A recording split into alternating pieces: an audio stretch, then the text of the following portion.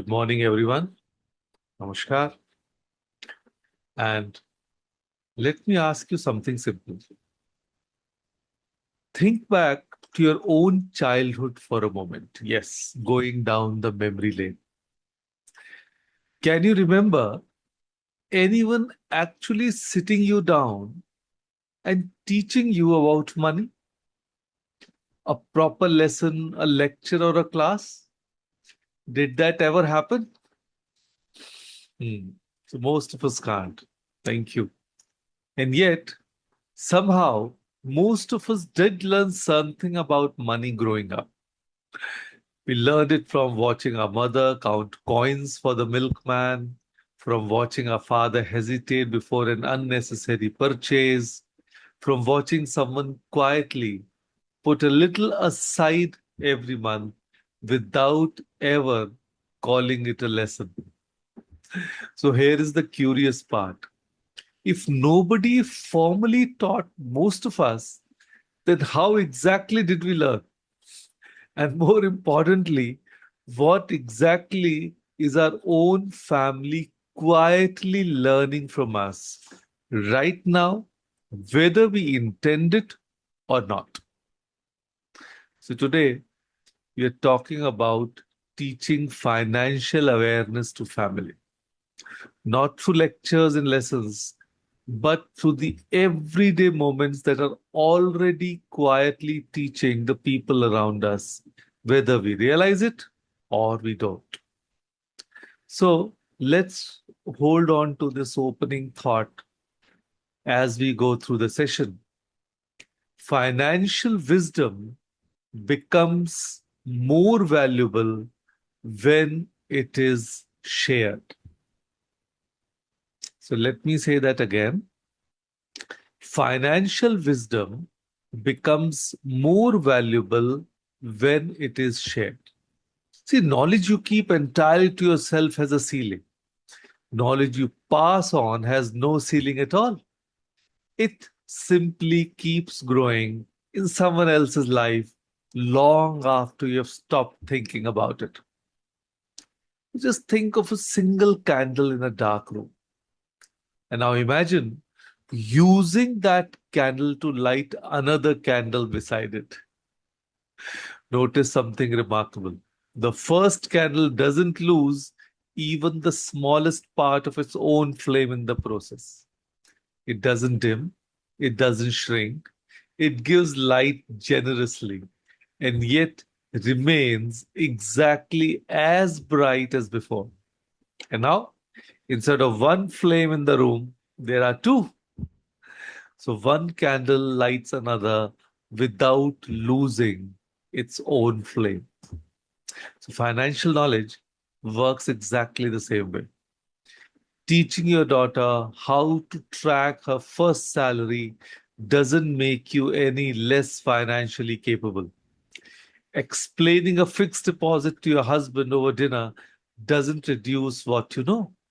And if anything, the flame usually burns a little brighter in you too, simply because you had to explain it loud.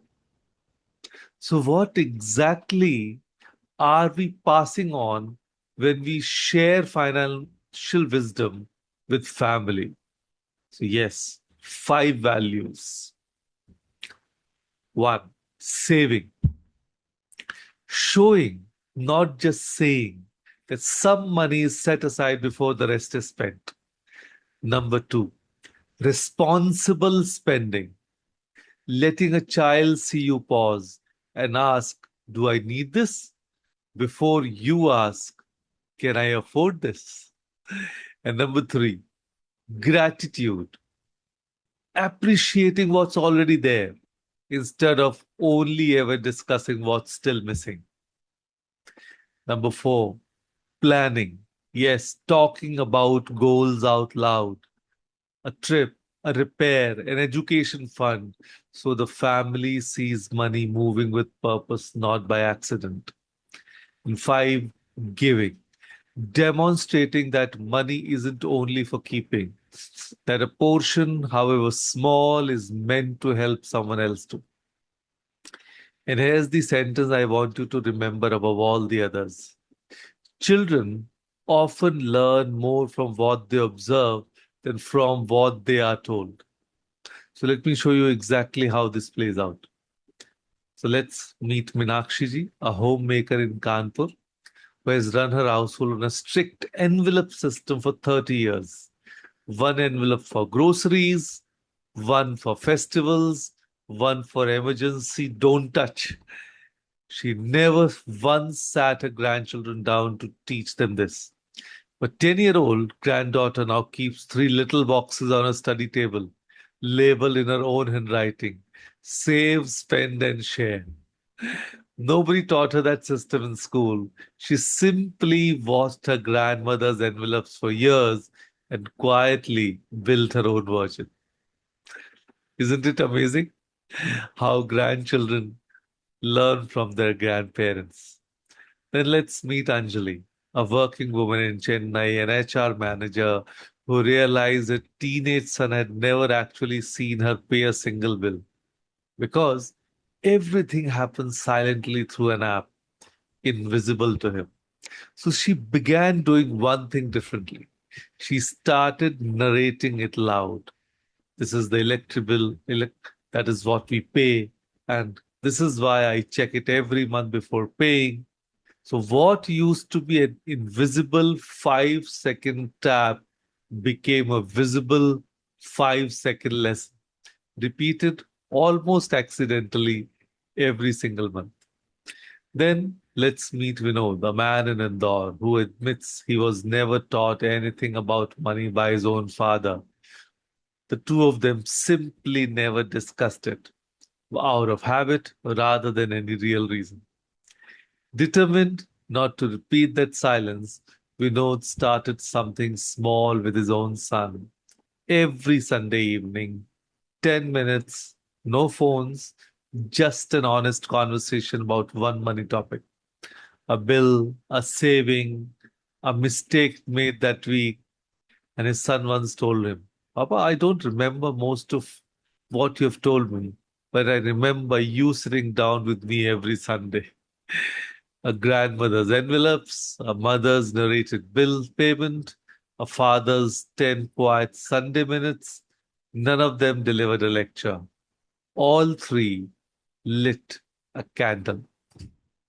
So let's do our reflection for the day, our exercise. So your task is small but meaningful. Share one financial lesson with a family member today. It doesn't need to be dramatic. It could simply be why you save the way you do, or a mistake you once made and what it taught you. And then, and this part matters just as much, ask them to share one lesson they have learned. You may be surprised by what the people closest to you have quietly figured out without ever telling you. So, here's the beautiful thought we often forget: our families are watching us far more closely than they are listening to us. Every rupee we save, spend, share, or plan is quietly teaching someone, whether we mean it or not. So the real question isn't whether your family is learning about money from you. They already are, every single day. The only real question is, what exactly are they learning? So today, don't wait for the right moment to have that money conversation with your family. Light one candle, share one lesson, ask for one in return. Because wisdom kept to yourself is a candle burning alone in an empty room. But wisdom shared is a whole family sitting a little less in the dark. So, with that thought, thank you. Thank you, everyone, for joining us today. Thank you.